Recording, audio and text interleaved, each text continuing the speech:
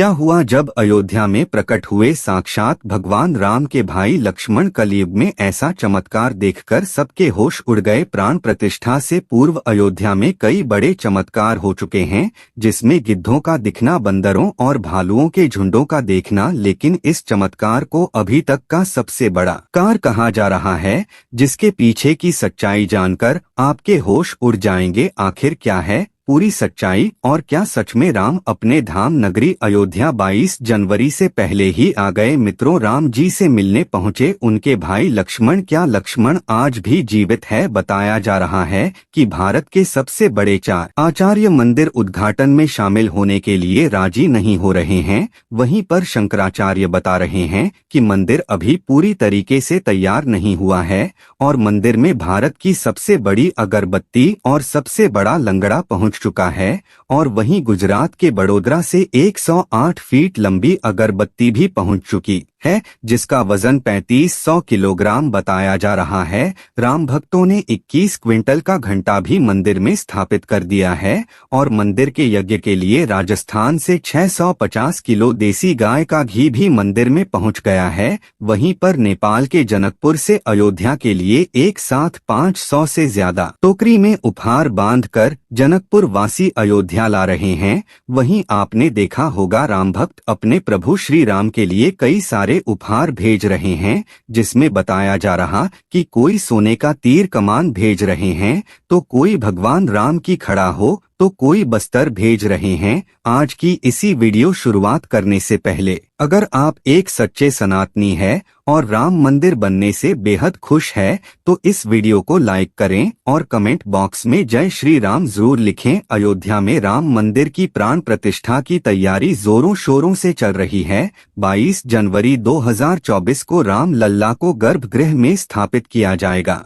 हर राम भक्त को इस दिन का लंबे समय से इंतजार था और अब बहस समय खत्म होने जा रहा है। अयोध्या में 22 जनवरी से लेकर 25 मार्च तक कई खास कार्यक्रमों का आयोजन किया जाएगा। इस बीच मंदिर के गर्भगृह के निर्माण का काम लगातार 24 घंटे चल रहा है। 22 जनवरी को राम मंदिर में राम लल्ला की प्राण प्रतिष्ठा होने वाली है। किसी भी मंदिर में की जाने वाली भगवान की मूर्ति की प्राण प्रतिष्ठा का बहुत महत्व होता है। मूर्ति की प्राण प्रतिष्ठा के बिना भगवान का पूजन अधूरा माना जाता हमारे यहाँ है। आगे वीडियो में बताते हैं कि प्राण प्रतिष्ठा क्या होती है और जानेंगे लक्ष्मण कैसे राम मंदिर में प्रकट हुए। तन धर्म में किसी भी मूर्ति की प्राण प्रतिष्ठा बहुत महत्वपूर्ण मानी जाती है। प्राण प्रतिष्ठा मूर्ति स्थापना के समय किया जाता है। किसी भी मूर्ति की स्थापना के समय उस प्रतिमा रूप को जीवित करने की विधि प्राण प्रतिष्ठा कहलाती है। प्राण जीवन शक्ति और प्रतिष्ठा का अर्थ स्थापना होता है।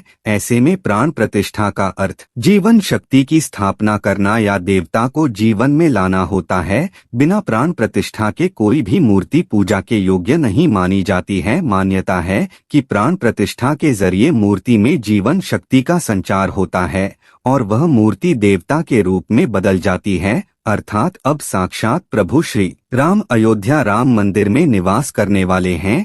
और जब स्वयं प्रभु एक बार पुनः अयोध्या आ रहे हैं, तो उनके प्रिय भाई लक्ष्मण कैसे पीछे रह सकते हैं? क्योंकि जब प्रभु श्री राम जी ने जल समाधि के लिए गए, तब उन्होंने लव कुश को अयोध्या का राजपाट सौंप दिया था। माना जाता है कि 8 महान विभूतियां आज भी सशरीर जीवित हैं, जिनमें से कुछ रामायण काल के हैं, तो कुछ महाभारत काल के, तथा कुछ विभूतियां उससे भी पहले के काल से आज तक जीवित हैं। पौराणिक मान्यता के अनुसार विभीषण, अश्वत्थामा, बल्ली, वेदव्यास, हनुमान जी, कृपाचार्य, भगवान परशुराम और मार्कंडे 8 चिरंजी में शामिल हैं। चिरंजीवी का अर्थ होता है जो सृष्टि के अंत तक जीवित रहे और जिसकी उम्र भी ना बढ़े, और वे भीषण भी इन्हीं चिरंजी में से एक है, जो आज भी इस धरती पर मौजूद है और अनंत काल तक जीवित रहेंगे। लेकिन यह वरदान आखिर उन्हें किसने दिया, ये बड़ा जानने का विषय है। भगवान राम के अंदर अन्य भक्त विभीषण बाल्यकाल से ही धर्म परायण रहे।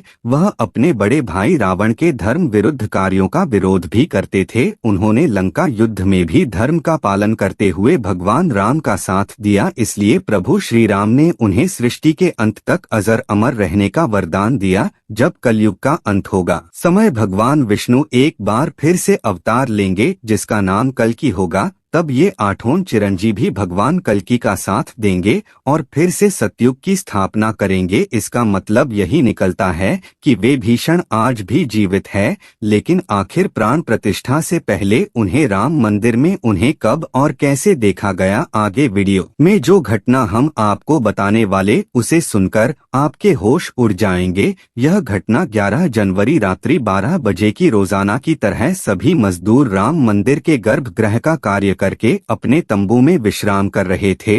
तभी मजदूरों को मंदिर के अंदर से प्रभु श्री राम के नाम जाप की ध्वनि सुनाई दी। भी किसी भी अन्य व्यक्ति को रात्रि के समय राम मंदिर में घुसने की अभी अनुमति नहीं है।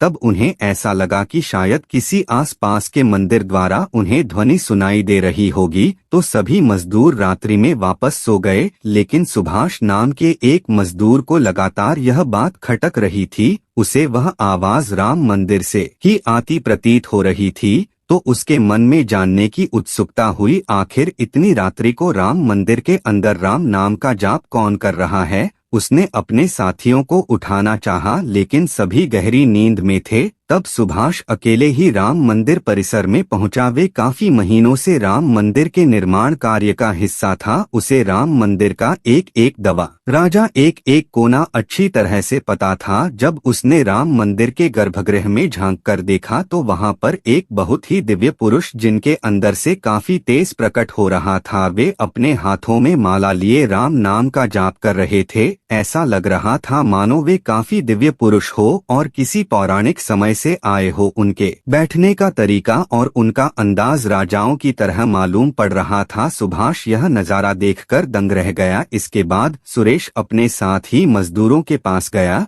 और उन्हें यह सारी सच्चाई बताई। और जब सब मिलकर राम मंदिर गर्भगृह तक पहुंचे तो सभी के होश उड़ गए, क्योंकि वह दिव्य व्यक्ति वहां से गायब हो चुके थे। क्योंकि रात्रि का समय चल रहा था तो सभी लोग सुभाष की बातों को भ्रम समझ रहे थे और कोई भी उसकी बात को मानने को तैयार नहीं था। लेकिन सुभाष जानता था उसने जो देखा है वह बहुत बड़ा चमत्कार है। लेकिन उसके मन में एक ही सवाल था कि रात्रि 12 बजे राम मंदिर में राम नाम का जाप करते हैं वह दिव्य पुरुष आखिर थे कौन। क्योंकि आज के समय में किसी भी पुरुष के अंदर इतना तेज नहीं हो सकता। उनका संबंध पौराणिक काल से ही हो सकता है।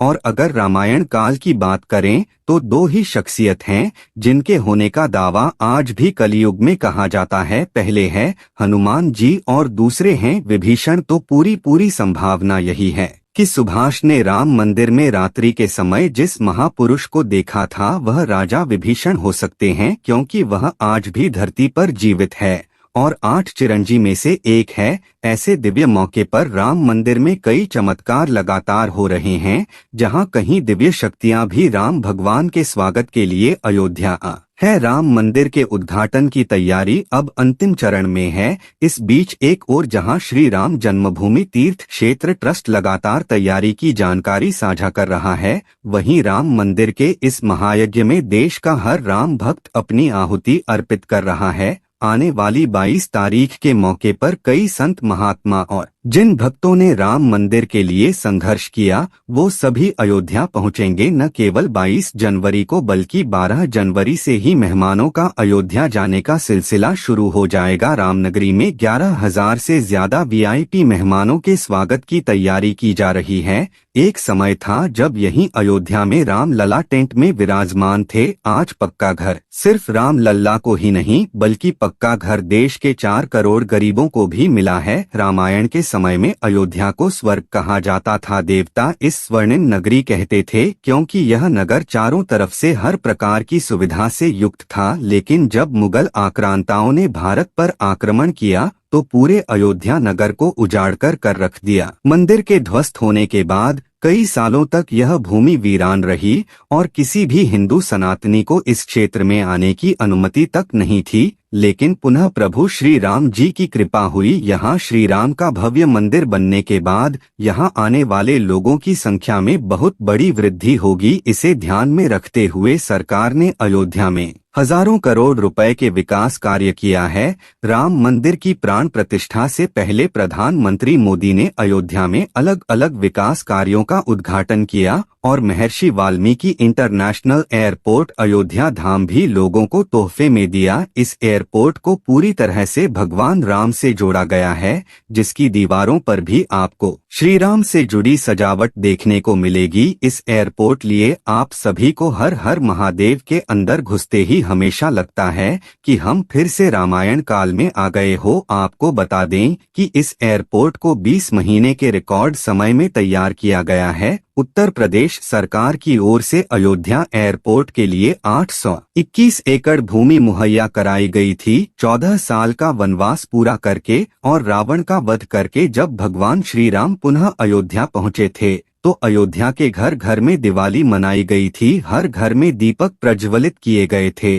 तो जब आप पुनः प्रभु श्री राम अपने धाम को लौटने वाले हैं तो हम 140 करोड़ देशवासी आखिर कैसे छह रह सकते हैं। अयोध्या में विवादित स्थल पर 500 साल बाद प्रभु श्री राम के मंदिर निर्माण और श्री राम लल्ला की स्थापना के जश्न में 22 जनवरी को सिर्फ देश ही नहीं बल्कि पूरी दुनिया दिवाली की रोशनी से जगमग होगी। अयोध्या से पीएम मोदी ने देश के सभी 140 करोड़ लोगों से 22 जनवरी ही के दिन अपने घरों को श्री राम ज्योति नामक दीपक की रोशनी से अपने घरों को जगमग करने का आह्वान किया है। प्रधानमंत्री ने लोगों से हाथ जोड़कर यह प्रार्थना की है कि सभी देशवासी प्रभु श्री राम लल्ला की अयोध्या वापसी के जश्न में अपने अपने घरों को दिए से जगमग कर दें। यानी पूरे देश में इस बार 22 जनवरी को ऊर्जा, आशा, आकांक्षा और उम्मीद जोश से भरपूर एक नई दिवाली देखने को मिलेगी। यह दिवाली सिर्फ देश ही नहीं बल्कि दुनिया के उन तमाम देशों में भी मनाई जाएगी जहां भारतीय लोग बसे हैं। इसी बीच अब राम मंदिर प्राण प्रतिष्ठा से पहले राम लल्ला के भक्तों के लिए एक और बड़ी खुशखबरी है। दरअसल अब राम लल्ला के गर्भगृह का मुख्य द्वार सोने से बनाया गया है, जो मंदिर के मुख्य द्वार के तौर पर स्थापित कर दिया गया है। राम मंदिर में सोने के दरवाजे की कुछ खासियत भी है। बता दें कि रामलला के गर्भगृह में लगाए गए सोने के दरवाजे पर खूबसूरत नक्काशी की गई है। मंदिर के भूतल पर ऐसे 14 दवा लगने वाले हैं। लेकिन दोस्तों, जब हम राम मंदिर को बनता हुआ देखते हैं तो हमें बड़ा गर्व होता है कि हम राम मंदिर को अपनी आंखों से बनता हुआ देख रहे हैं। हमें उस स्थान पर राम मंदिर के अंदर जाने का मौका भी मिलने वाला है। लेकिन एक समय ऐसा भी था जब यहाँ पर हजारों कार सेवकों ने इस मंदिर के निर्माण के लिए अपने प्रो का बलिदान दे दिया था। 1528 ईस्वी में श्री राम मंदिर को बाबर के आदेश से उसके सेनापति मीर बाकी ने गिराकर वहां एक मस्जिद बना दी। इसके बाद से हिंदू समाज एक दिन भी चुप नहीं बैठा, वह लगातार इस स्थान को पाने के लिए संघर्ष करता रहा। 23 दिसंबर 1939 को हिंदुओं ने वहां रामलला की मूर्ति स्थापित कर पूजन एवं अखंड कीर्तन शुरू कर दिया। विश्व हिंदू परिषद द्वारा इस विषय को अपने हाथ में लेने से पूर्व तक 76 बार श्री राम जन्मभूमि मुक्त कराने के प्रयास किए हिंदुओं ने किए, जिसमें देश के हर भाग से हजारों नर नारियों का बलिदान हुआ, पर पूर्ण सफलता उन्हें कभी नहीं मिल पाई। 2 नवंबर 1990 को तत्कालीन मुख्यमंत्री मुलायम सिंह यादव की सरकार में कार सेवकों पर पुलिस ने बर्बरतापूर्वक गोलियां चलाई थी, जो कि सच में एक निंदनीय घटना है। उस समय अयोध्या के वासुदेव गुप्त, राजेंद्र दरकार, रमेश पांडे और कोलकाता के 2 कोठारी बंधुओं सहित अनेक कारसेवक इसमें शहीद हो गए थे। नीचे कमेंट बॉक्स में आप इन्हें श्रद्धांजलि जरूर दें। लेकिन दोस्तों, कहते हैं जो सच होता है वो स्प्रिंग की तरह होता है, उसे जितना दबाया जाए वह उतना ही तेज गति के साथ ऊपर आता है। 9 नवंबर 2019 का दिन सुनहरे अक्षरों में दर्ज किया गया जब सुप्रीम कोर्ट की 5 जजों वाली बेंच ने ऐतिहासिक फैसला सुनाया और विवादित जमीन हिंदू पक्ष को मिली और 22 जनवरी 2024 को भव्य राम मंदिर के अंदर रामलाल की प्राण प्रतिष्ठा होने वाली है। इस प्राण प्रतिष्ठा के भव्य समारोह में देश विदेश की 11,000 हस्ती का आमंत्रण दिया गया है। लेकिन दोस्तों, कुछ राजनीतिक दलों ने राम मंदिर के इस भव्य समारोह में आने का न्योता ठुकरा दिया है। इसके संदर्भ संदर्भ में देशवासियों का कहना है कि दुनिया में देवता और राक्षस दोनों प्रकार के लोग रहते हैं। देवता मंदिर में प्रवेश कर सकते हैं, लेकिन राक्षस मंदिर के अंदर नहीं जाते। जो राजनीतिक दल मंदिर के प्रतिष्ठा में आने से मना कर रहे हैं, इन्हें राक्षसों के साथ जोड़कर देखना गलत नहीं होगा। जल्द ही राम मंदिर आम जनता के लिए भी खोल दिया जाएगा। राम मंदिर की भव्यता लोगों के मन में राम मंदिर को लेकर के उत्साह और साथ ही साथ अयोध्या शहर का विस्तार उन सभी बलिदानों की आत्मा को शांति प्रदान करेगा और देश की प्रगति में भी जरूर सहयोग करेगा। हम दोस्तों आशा करते हैं कि आज की वीडियो के माध्यम से आप राम मंदिर को और उसके इतिहास को करीब से जान पाए होंगे। सभी हमेशा करते आज की वीडियो आपको पसंद आई होगी। लाइक जरूर करें और कमेंट बॉक्स में सभी कार सेवकों के बलिदान के प्रति आप श्रद्धांजलि अर्पित करें। धन्यवाद।